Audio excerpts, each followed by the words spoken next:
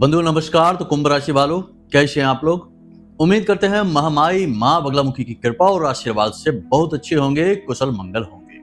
तो कुंभ राशि वालों, जरा ध्यान से समझिए। 18 मई को शाम 4:30 बजे राहु का केतु का राशि परिवर्तन हो चुका है। राहु अब कुंभ राशि में गोचर करेंगे पूरे 18 महीनों के लिए। ऐसे में आपको बहुत सावधान रहना है। खास तौर से आपको कुछ चीजों में बहुत अधिक सावधानियां रखनी है, वरना आपको राहु मिट्टी में मिला देगा। कुछ चीजें ऐसी हैं जिनका आपको भूल कर भी लेन देन नहीं करना है।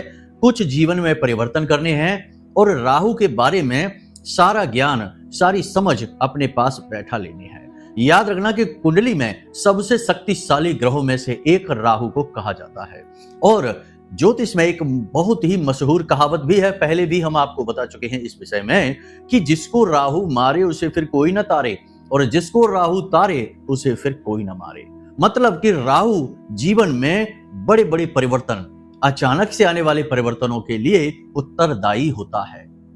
और एक खास बात आपको बता दें कि अन्य ग्रह जहां उपायों के माध्यम से नम्र हो जाते हैं, सौम्य हो जाते हैं, पीड़ाएं देना बंद कर देते हैं, वहीं राहु पर कोई उपाय किसी भी प्रकार से कार्य नहीं करता जब तक कि आप राहु को ना समझें, ना जानें। मतलब कहने का यह है कि राहु को ठीक करने का सबसे बड़ा उपाय राहु को समझना है। ऐसे में आपको इस कार्यक्रम में जो बातें हम बताने जा रहे हैं, वे बातें जानना बेहद आवश्यक है।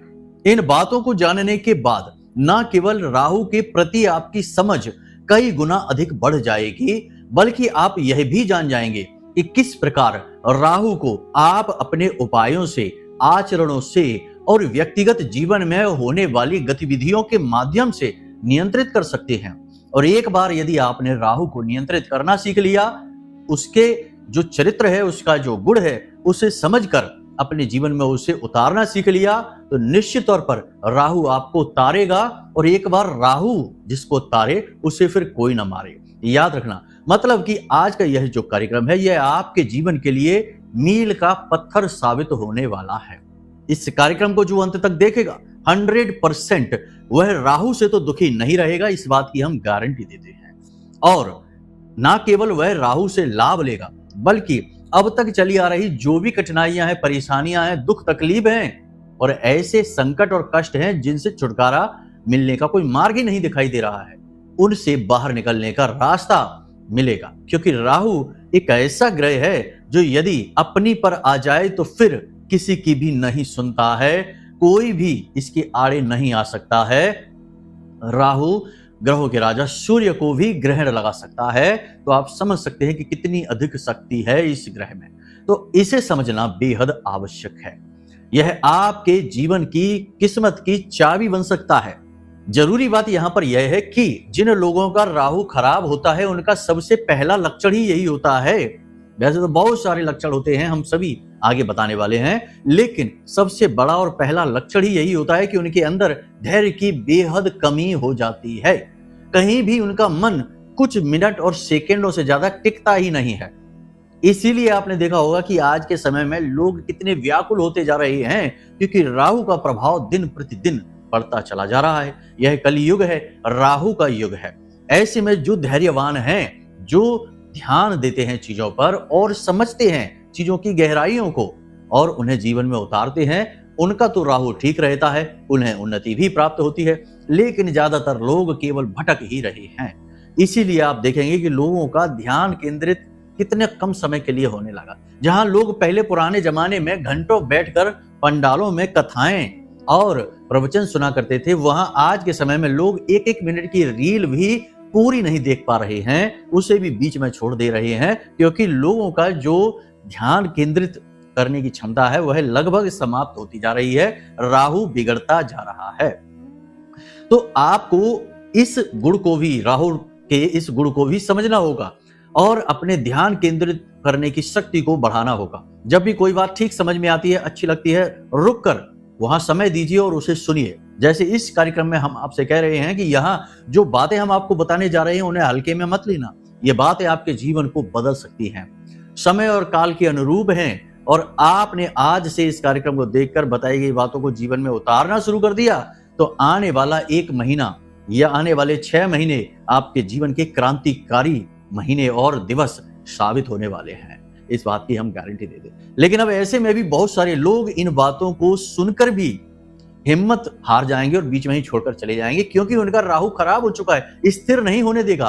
परिवर्तनशील है राहु, परिवर्तन कारक है। जिसका राहु निगेटिवली एक्टिव हो जाता है, उसका पैर एक जगह नहीं टिकता, उसकी बात एक जगह नहीं ठहरती, वह अपनी बातों पर ही नहीं टिकता है। पल पल में उसके विचार, उसकी बातें, उसके इरादे बदलते रहते हैं। इसीलिए राहु खराब कहा जाता है ऐसे लोगों के लिए। खैर, उम्मीद करते हैं कि आप ये सारी बातें समझ रहे हैं। कार्यक्रम में अंत तक जरूर ठहरेंगे तो सोना मिलेगा, मतलब कि ज्ञान का सोना, ज्ञान का खजाना। और यदि नहीं ठहरेंगे तो अज्ञानता का अंधकार तो घेर कर बैठा ही है, वह तो घेरे ही रहेगा। तो उम्मीद करते हैं सारी बात आप समझ रहे हैं। अब कार्यक्रम में अंत तक अवश्य ठहरेंगे। चलिए कार्यक्रम को शुरू करते हैं महामाई का जयकारा लगाकर, जैसे कि हम हमेशा करते हैं। माई के नाम के बिना तो कुछ भी संभव ही नहीं है। माई तो स्वयं शक्ति है, और शक्ति मीन्स एनर्जी, और बिना एनर्जी ऊर्जा के तो संसार क्या, पूरा ब्रह्मांड ही निष्क्रिय है। तो कमेंट बॉक्स में पूरे भक्ति भाव के साथ लिख डालिए, जय मां बगलामुखी, कृपा करो। महामाई निश्चित तौर पर आपके ऊपर कृपा करेंगी, और कृपा कर ही दी है, तभी तो यह कार्यक्रम आप तक पहुंचा है माई के धाम से। और इस कार्यक्रम में बताई जाने वाली हर एक बात की हम पूरी जिम्मेदारी लेते हैं। याद रखना कि यह कार्यक्रम माई के धाम से ही प्रसारित हो रहा है। तो जो बातें हैं वो ठोस हैं, प्रामाणिक हैं और तथ्यों पर आधारित हैं, पूरी कपोल कल्पनाएं नहीं है। चलिए अब अपने मूल विषय को शुरू करते हैं। ध्यान से सुनिए सारी बातों। प्यारे मित्रों, हमारे अत्यंत प्रिय और परम पूज्य अमिताचार्य जी के पास मां बगलामुखी और मां भद्रकाली की साधनाओं का वर्षों का अनुभव है, और माता रानी की इनके ऊपर पूर्ण कृपा और सिद्धि है। आचार्य जी ने अपने सटीक कुंडली विश्लेषण और श्रेष्ठतम उपायों के माध्यम से हजारों लोगों के जीवन को खुशियों से भरा है। आचार्य जी का कुंडली विश्लेषण और उपाय करवाने का तरीका इतना अद्भुत है कि जीवन के हर एक दुख और कष्ट का कारण जड़ से ही समाप्त हो जाता है। फिर समस्या चाहे जैसी भी हो, कर्जा बहुत बढ़ गया हो, व्यापार चल नहीं रहा हो, बीमारियों में आप बर्बाद हो चुके हो, रिश्तों में प्रेम समाप्त हो चुका हो, या फिर नौकरी ही ना मिल रही हो, विवाह में देरी होती हो, कैसी भी समस्या हो, इन समस्याओं का कारण क्या है, कौन सी महादशा परेशान कर रही है, कौन सा दोष लगा हुआ है, सब कुछ आचार्य जी इतना सटीक बताते हैं कि वर्षों वर्ष के दुख कुछ ही दिनों में समाप्त हो जाते हैं। अगर आपके जीवन में भी कोई ऐसी संकट की घड़ी है तो यही सही समय है जब आप पूज्य आचार्य जी के हाथों से अपनी कुंडली का विश्लेषण करवाएं और वर्षों से चल रहे दुखों और संकटों के इस चक्र से बाहर निकल जाए। प्यारे मित्रों, अभी वीडियो में दिए गए नंबरों पर फोन करिए और अपनी कुंडली का श्रेष्ठतम आकलन करवा डालिए। जिंदगी बदलने का ये सबसे बड़ा मौका हाथ से मत जाने दीजिएगा। जय माई की, महामाई आपका कल्याण करे। मूल रूप से हम यहाँ पर 3 तरीके की बातें करने वाले हैं। पहली बात तो यह है कि राहु से जुड़ी कौन सी चीजें देनी है, कौन सी नहीं लेनी है। लेन देन के विषय में राहु किस तरह पॉजिटिव और निगेटिवली एक्टिवेट हो जाता है, इसे समझना बहुत जरूरी है, क्योंकि आज के समय में लोग लेन देन बहुत अधिक कर रहे हैं। चीजों का लेन देन, पैसों का लेन देन, यहां तक कि विचारों का भी लेन देन हो रहा है। कोई व्यक्ति कहता है, कोई व्यक्ति सुनता है, मोटिवेशन के नाम पर ही उल्टे सीधे विचारों को दिमाग में भरा जा रहा है। लोग ले रहे हैं और उन विचारों के चक्कर में मकर जाल में फंस जा रहे हैं। खुद के विचार तो है नहीं, किसी ने मोटिवेट कर दिया और काम शुरू कर दिया, बाद में फंस गए, क्योंकि वो उसका काम तो है नहीं, आपका अपना काम तो है नहीं, उसके विचारों से प्रेरित होकर आया हुआ है। मतलब बहुत सारी बातें हैं। यहां से राहु निगेटिवली एक्टिवेट होता है। उसके बाद 5 बड़ी भविष्यवाणियां जो 3 से 5 दिनों में घटित होने वाली हैं, इन्हें भी अवश्य जानें, क्योंकि ये आपके जीवन का रोड मैप है। 70 से 80% भविष्यवाणियां तो सटीक बैठेंगी, क्योंकि पूरे आकलन के साथ आई हैं। इसी के साथ साथ हम आपको बताएंगे वो तरीके जिनसे आप जाने कि राहु आपका पॉजिटिव है कि नेगेटिव है, और पॉजिटिव करने के लिए वो गुप्त ज्ञान, गूढ़ ज्ञान जो ज्योतिष की गहराइयों में बैठा है, शास्त्रों की गहराइयों में बैठा है, उस ज्ञान को आपके लिए लेकर आए। अंत में आपको बताएंगे उस एक चीज के विषय में जिसे आपको भूल कर भी किसी को नहीं देना है, वरना आपका राहु आपको मिट्टी में मिला देगा। चलिए अब मूल रूप से अपने विषय को शुरू करते हैं। पहले बात करते हैं 5 बड़ी भविष्यवाणियों की। सबसे बड़ी बात यहां पर कि राहु परिवर्तनशील है, परिवर्तन कारक ग्रह है। राहु के परिवर्तन के साथ ही जीवन में आपके कुछ ना कुछ परिवर्तित होगा, योजनाएं कुछ नई बनेंगी, अचानक से आपने कुछ चेंज करने के बारे में सोचा होगा, जॉब बदलने के बारे में सोचेंगे, बिजनेस बदलने के बारे में सोचेंगे या स्थान परिवर्तन के बारे में, विदेश जाने के बारे में, यानी कि बड़ा चेंज आपके जीवन में आएगा, बड़ा परिवर्तन आएगा। अब अपने आप तो नहीं आएगा, आप ही उसे लेकर आएंगे। आपने विचारों में उसे डाल रखा था, अब उसे मूर्त रूप लेकर आएंगे। लेकिन यहां पर हम आपको बता दें कि परिवर्तन कैसा भी हो, कोई भी हो, पॉजिटिव हो सकता है, नेगेटिव भी हो सकता है, पूर्ण आकलन बेहद आवश्यक है। कोई भी फैसला जल्दबाजी में आपको नहीं लेना है। यदि स्थान परिवर्तन करना है, नौकरी बदलनी है, अच्छी नौकरी का ऑफर आ रहा है, या फिर बिजनेस में कोई बड़ा बदलाव करना है, कोई इंफ्रास्ट्रक्चर चेंज करना है, कोई निर्माण कराना है, ऑफिस बदलना है, कोई भी बदलाव करने से पहले 5 से 7 दिन अभी विचार कर लेना, क्योंकि अभी राहु का ये अचानक से सडनली आने वाला चेंज है, यह नेगेटिव भी हो सकता है।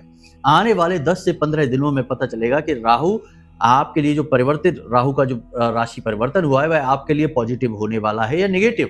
संकेत मिलने शुरू होंगे। हम आगे आने वाले कार्यक्रमों में आपको संकेतों के माध्यम से इसे अवश्य समझाएंगे, तो आप जान जाएंगे। ठीक है, तो परिवर्तन अवश्य होने वाला है, लेकिन इसमें जल्दबाजी ना करें, थोड़ा सा ठहरें, वो ज्यादा बेहतर रहेगा।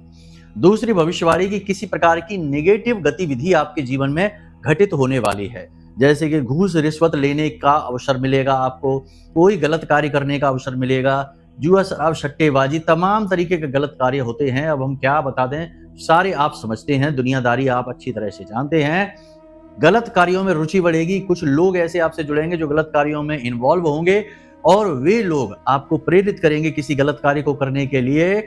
आपको ऐसे किसी भी गलत कार्य की ओर आकर्षित नहीं होना है, वरना आप परेशान हो जाएंगे। ये बड़ा संकेत है कि राहु आपके लिए नेगेटिवली एक्टिवेट हो चुका है, आपको गड्ढे में गिराने वाला है, सक्रिय हो चुका है। अब आपको समझना है, तो कोई भी गलत कार्य, भले बुरे का भेद तो आप समझते ही हैं, कोई भी गलत कार्य की ओर आपको मन करे आपका जाने का, या आपको अवसर मिल रहा है, मौका मिल रहा है, ना कर देना, उसे रोक देना, जरूरत नहीं है उसमें आगे बढ़ने की, तो आप रुक जाएंगे, तो आपका राहु भी पॉजिटिवली एक्टिवेट होने लगेगा।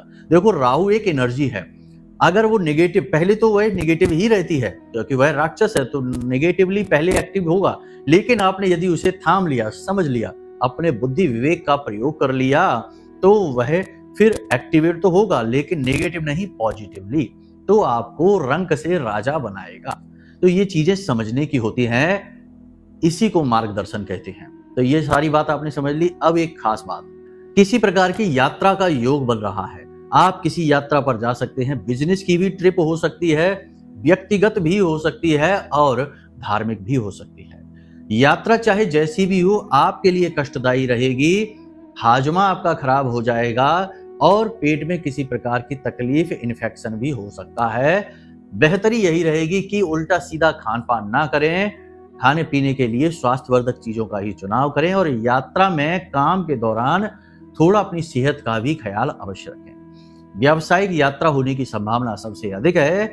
यदि यह धार्मिक यात्रा होती है तब तो बहुत अच्छी बात है, लेकिन अन्य प्रकार की यात्राएं यदि हैं, क्योंकि जीवन है, सब कुछ चलता है यहाँ पर, जीवन जीने के लिए बहुत कुछ करना भी पड़ता है, जीवन यापन के लिए यात्राएं भी करनी पड़ती हैं, तो करनी पड़े तो जाइए, रोका नहीं है, लेकिन यहाँ स्वास्थ्य खराब होने का खतरा है, तो उसके लिए थोड़ा सावधान रहना है। इसी प्रकार राहु के एक्टिवेट होने से अब यह संकेत भी मिल रहा है, जैसा हमने आपसे कहा कि पहले राहु नेगेटिवली ही एक्टिवेट होता है, चार्ज होता है, तो आपका सिर घूम सकता है, दिमाग खराब हो सकता है, गुस्से की वजह से किसी बात को लेकर आप में क्रोध बढ़ेगा, आप किसी बात को लेकर तनाव में आएंगे, किसी से झगड़ा कर सकते हैं, बात बिगड़ सकती है, स्थिति खराब हो सकती है, तो थोड़ा सावधान रहना है, तनाव की स्थितियों को अवॉइड करना है। किसी से ज्यादा तीखी आवाज में बहस बातें होने लगे तो समझ जाना कि राहु का प्रभाव है, रुक जाना है, थम जाना है, वरना आप फंस जाएंगे। इसी प्रकार आपका कोई मित्र या कोई रिश्तेदार आपको कोई अशुभ समाचार भी सुनाएगा। अगले 3 से 5 दिनों की भविष्यवाणियां हैं, कल भी ये हो सकता है, आज जब आप इस कार्यक्रम को सुन रहे हैं तब भी ये हो सकता है, या फिर आने वाले निकट भविष्य में कोई व्यक्ति आपका अपना ही आपको अशुभ समाचार सुना सकता है फोन के माध्यम से, क्योंकि फोन राहु का सबसे बड़ा उपकरण है आज के समय में। तो फोन के माध्यम से आपको कोई बुरी खबर, खराब घटना, अच्छी घटना नहीं है, सुनाई दे सकती है। अब खास बात कि जो लोग एलर्जी से परेशान हैं, वो जिनके पेट में दर्द है, तकलीफ है किसी प्रकार की, वो जिनके शरीर में कहीं ना कहीं किसी भाग में, विशेष भाग में दर्द रहता है, हल्का बुखार रहता है, ब्लड प्रेशर और हार्ट से जुड़े रोग एकदम से बढ़ सकते हैं, या इनकी तीव्रता बढ़ने की वजह से आप व्याकुल परेशान हो सकते हैं, आप हॉस्पिटल तक पहुंच सकते हैं। तो सावधान बहुत जरूरी है, सेहत को लेकर बेहद अलर्ट रहना है। याद रखना है कि राहु का प्रभाव आपके गले, आपकी छाती में बहुत अधिक रहता है। यहां से ही राहु आपको नियंत्रित करता है, फिर यहीं से सीधे आपके मन मस्तिष्क में यानी आपके दिमाग में चला जाता है। राहु की एनर्जी की बात हम यहाँ पर कर रहे हैं। राहु कोई व्यक्ति विशेष नहीं है, वह एक ऊर्जा है, तो उसे उसी प्रकार से समझें। ये ना समझें कि कोई भूत है जो आपके सिर पर चढ़ जाएगा। गुरुजी कहते हैं कि राहु सिर पे पहुंचेगा तो क्या कोई भूत है? नहीं, ये एक एनर्जी है, ठीक है। तो ये इसी प्रकार से कार्य करती है। तो आपको इनसे जुड़े रोग आपको परेशान कर सकते हैं, अचानक से आपकी स्थिति खराब कर सकते हैं। तो थोड़ा सा सावधान रहें, संकेतों को पकड़ें और उसी के अनुसार व्यवहार करें, सावधानी बरतें तो बचे भी रहेंगे। ऐसा नहीं है, जो बातें कही जाती हैं वे घटित तो होंगी, लेकिन आपकी सावधानी और आपकी सुरक्षा के आधार पर उनकी तीव्रता कम या ज्यादा भी हो जाती है। तो इसे आप इसी तरीके से लें। डरने घबराने की जरूरत नहीं है। नहीं तो बहुत से लोग कहते हैं कि गुरुजी आप तो डरा रहे हैं, घबरा रहे हैं, हम तो आपकी बातें सुनकर। इतनी सी बातों से डरना घबराना नहीं है। देखिए, जब कोई डॉक्टर के पास आप बैठेंगे तो वह तो आपको आपकी बीमारियों के बारे में ही बताएगा ना, हैप्पी बर्थडे का गीत तो गाएगा नहीं। तो इसी तरीके से समझिए कि आप जिस व्यक्ति के सामने बैठे हैं वह व्यक्ति किस क्षेत्र से जुड़ा है, उसी क्षेत्र की बातें करेगा और निगेटिव बातें ही ज्यादा करेगा, क्योंकि वो निगेटिव बातें आपको परेशानी में डाल सकती हैं। तो बातों के साथ साथ उपाय भी तो दे रहे हैं, इन्हें भी आपको समझना होगा। कभी आप डॉक्टर के सामने जाकर ये ना कहें कि भाई आप तो डरा रहे हैं, आप तो कह रहे हैं कि आपको बुखार है, टाइफाइड है, मलेरिया है, इनकी दवाई लेनी होगी, तो ये तो आप डरा रहे। ऐसा नहीं है, ये काम है, इसी तरीके से किया जाता है। मीठी बातें और चिकनी चुपड़ी बातें करके लोगों को बहकाने से बात नहीं बनती है, तब भी लोग फंसते ही हैं, परेशान ही होते हैं। तो बेहतर तरीका यह है कि सत्य बता दो, चाहे वह कड़वा हो, रूखा सूखा हो, चाहे जैसा भी हो, आपको सत्य से सामना करना होगा, वही हमारा काम है। तो यहां तक आपने सारी बातें समझ ली हैं। अब आप ध्यान से सुनिए। अब बताते हैं कि राहु आपके लिए शुभ या अशुभ है, ये आप कैसे जाने? तो अपनी कुंडली को देखकर भी जान सकते हैं, संकेतों से भी जान सकते हैं। संकेतों में आपकी भाषा शैली असभ्य रहती है, दिमाग में हमेशा गलत विचार आते हैं, गलत कार्यों में आपको उन्नति भी मिल जाती है। जुआ खेलते हैं तो उन्नति मिल जाती है, सट्टेबाजी में थोड़ा पैसा आ जाता है, शेयर मार्केट से भी थोड़ा बहुत फायदा हो जाता है, फिर लॉस भी हो जाता है। लेकिन आपकी किसी के साथ बनती नहीं है, लोग आपके साथ झगड़ा कर लेते हैं या आपका झगड़ा होता रहता है। वाहन भी आप बहुत तेजी से, लापरवाही से चलाते हैं और कपड़े पहनने का ढंग भी आपका अजीबोगरीब है, लोगों को समझ में नहीं आता है। उठने बैठने चलने फिरने के सारे तौर तरीके आपके ऐसे हैं कि लोगों को आपसे थोड़ा सा भय जैसा लगता है। लोग आपसे थोड़े से बात करने से कतराते हैं, आपके जवाब रूखे सूखे और असभ्यता भरे होते हैं। तो राहु नेगेटिव है आपका, इसे पॉजिटिव करने की जरूरत है। और भी बहुत सारे संकेत हैं, लेकिन मुख्य तौर पर कुंडली को देखकर बेहतर तरीके से समझा जा सकता है। तो कुछ बातें हैं जिनका आप ध्यान रखिए। यदि कुंडली के 12वें घर में राहु बैठा है तो राहु खराब है, 12वें घर में सूर्य बैठा है तो राहु खराब है, यदि 11वें घर में गुरु बैठे हैं तो राहु खराब है, यदि कुंडली में शनि और सूर्य की युति बन रही है तो राहु खराब है, यदि बुध आगे हैं और शुक्र पीछे हैं तो राहु खराब है। ये राहु खराब के संकेत हैं, हम आपको बता रहे हैं। इसी प्रकार राहु के कुछ अच्छे घर भी हैं, आप देख लें कुंडली में। यदि आपकी कुंडली में शुक्र आगे बुध पीछे हैं तो आपका राहु अच्छा है। इसी प्रकार यदि आपकी कुंडली में चंद्रमा और मंगल की युति बनी है तो आपका राहु अच्छा है। इसी प्रकार आपकी कुंडली में 6, 10 और 11 घरों में, भाव में राहु बैठे हैं तो आपके लिए शुभ हैं। और 9वें घर में बैठा राहु भी कुछ हद तक कभी कभी शुभ हो जाता है, अशुभ भी होता है। तो इसके शुभ होने की संभावना वैसे तो ठीक है, ठीक ठाक संभावना है, लेकिन इसमें फिर और भी ज्योतिषीय आकलन लगाने होंगे, गणित लगाना होगा, तब पता चलता है, सीधे तौर पर पता नहीं चलेगा। यहाँ पर भी वैसे राहु शुभ माना जाता है। इसी प्रकार आपकी कुंडली में यदि गुरु 3, 6, 8 और 11 के भाव में बैठे हैं तो आपका राहु अपने आप खराब हो जाएगा, क्योंकि यहाँ पर गुरु कमजोर हो जाते हैं। यदि गुरु अस्त हो चुके हैं तो खराब हैं, यदि नीच के हैं तो खराब हैं, तो राहु भी आपका खराब है। अब यहाँ पर यदि गुरु का सपोर्ट राहु को नहीं मिलेगा, यानी गुरु अच्छे हो जाएंगे तो राहु अपने आप पॉजिटिव रिजल्ट देने शुरू कर देंगे।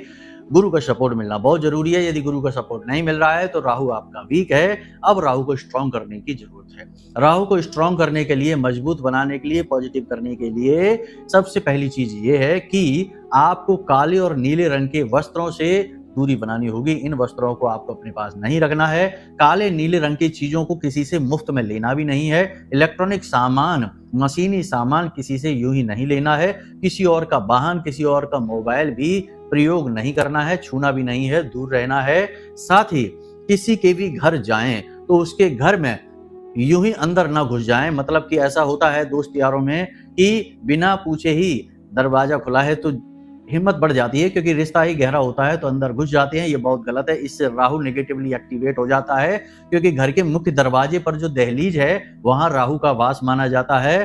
तो बिना अनुमति लिए कभी किसी के घर में प्रवेश ना करें। याद रखें कि हम आपके अपने घर की बात नहीं कर रहे, दूसरों के घरों की बात कर रहे हैं। कई बार ऐसा होता है कि लोग प्रेम के वशीभूत होकर ऐसे ही चले जाते हैं कि भाई हमारा तो मित्र है, इससे क्या पूछना। लेकिन ये गलत है। यहाँ पर आपको पूछना अति आवश्यक है। चीजों को अच्छी तरीके से समझने का प्रयास किया करिए, तो तर्कों के चक्कर में ना पड़िए, वरना समझाने में ही पूरा कार्यक्रम चला जाएगा। कुल मिलाकर यह है कि आपको अपने घर की दहलीज, आपकी जो दहलीज है, मुख्य दरवाजा, वो टूटा फूटा ना हो, नीचे दबा हुआ ना हो, और वहां थोड़ी सी ऊंचाई होनी चाहिए, जमीन से थोड़ा सा वह ऊंचा हो। दहलीज, जो मुख्य दरवाजे की दहलीज है, वह ऊंची होनी चाहिए। इससे राहु आपका शुभ हो जाता है। यदि दबी हुई है, टूटी फूटी है, तो राहु अशुभ हो जाता है। राहु को शुभ करने का, अनुकूल करने का सबसे अच्छा उपाय यह भी है कि आप भोलेनाथ के मंदिर जाएं और वहां शिवलिंग को जल समर्पित करें, पूजा पाठ करें। साथ ही शिवलिंग पर काले तिल अर्पित अवश्य करें। और मंदिर से लौटते समय किसी अपाहिज भिखारी को, यदि एक आंख वाला भिखारी आपको मिल जाता है, जिसकी एक आंख खराब है, ऐसा भिखारी आपको मिल जाता है, तो उसे धन और अन्न अवश्य दें, और इतना दें कि वह मुस्कुराने लगे, खुश होने लगे, क्योंकि यह राहु का प्रतीक है। राहु आपका तुरंत पॉजिटिव हो जाएगा। ये कुछ साधारण सी बातें हैं राहु को लेकर जो आपको समझनी है।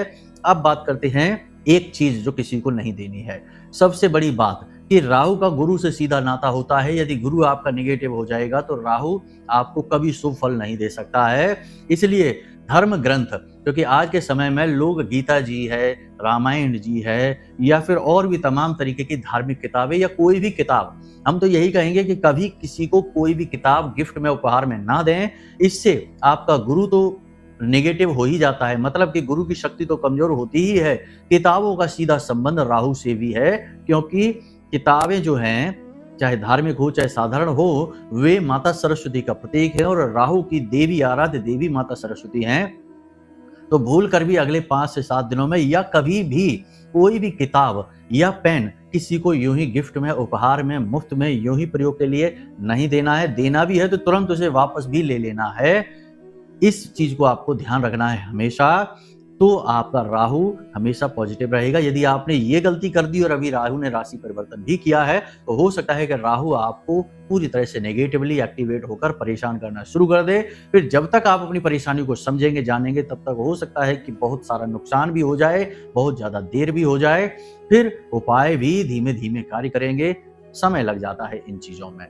तो उम्मीद करते हैं कि सारी बातें आपने समझ ली हैं। अब यदि आपको कुछ चीजें हैं जो समझ में नहीं आई हैं, या फिर आप और गहराई से समझना चाहते हैं, तो नंबर हमने वीडियो में दे रखे हैं। अपनी कुंडली का विश्लेषण करा लीजिए। कुंडली का विश्लेषण कराने से आपको 2 लाभ हैं। एक तो आपके जीवन की समस्याओं का जो मुख्य कारण है वह समझ में आ जाएगा। बहुत सारे लोग हैं जिनकी उम्र 55-60 साल हो जाती है, तब भी उन्हें पता नहीं रहता कि उनकी कुंडली में क्या दोष है। किस ग्रह से पितृ दोष आ रहा है, काल सर्प दोष है कि नहीं है, विष दोष है कि नहीं, मांगलिक यानी कि है कि नहीं है, या फिर अंगारक वगैरह, गुरु चांडाल, तमाम तरीके के योग होते हैं, दोष होते हैं। इनके निवारण बहुत जरूरी है। लेकिन उम्र गुजर जाती है, लोगों को पता ही नहीं है, क्योंकि कुंडली कभी किसी को देखा ही नहीं। बेहतर तरीका यह है कि आप अपनी कुंडली का विश्लेषण करा लीजिए। नंबर वीडियो में हमने दे रखे हैं, और उन दोषों को निवारण के लिए सटीक उपाय ले लीजिए। उन उपायों को करिए, जिंदगी में महापरिवर्तन की शुरुआत हो जाएगी। उम्मीद करते हैं सारी बातें आपने समझ ली हैं। ये बातें आपको बहुत लाभ पहुंचाएंगी। इन्हें आप जीवन में अपने अवश्य उतारना। बहुत मेहनत से कार्यक्रम हमने तैयार किया है आपके लिए।